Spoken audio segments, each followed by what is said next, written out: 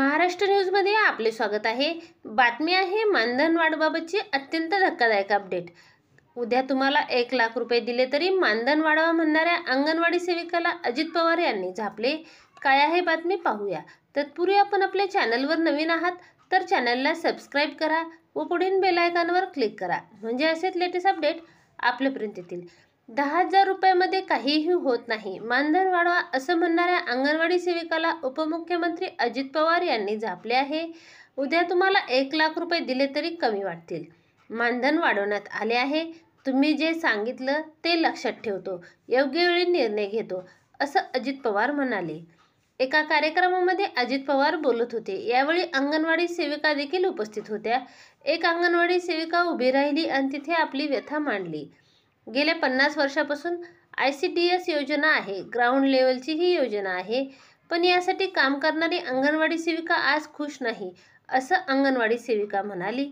अंगणवाडी सेविका पुढे म्हणाल्या की आमची मागणी आहे की आमच्या मानधनामध्ये वाढ व्हावी।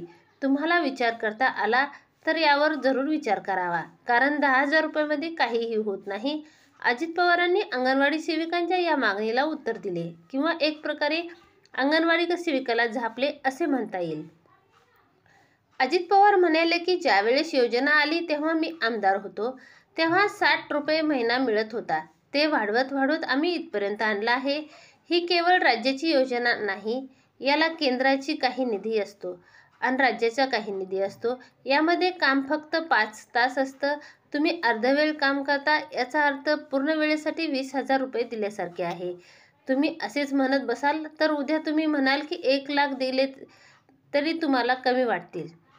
अंगणवाडी सेविका शिजवण्याचं काम करून अर्धवेळ काम करत असतात।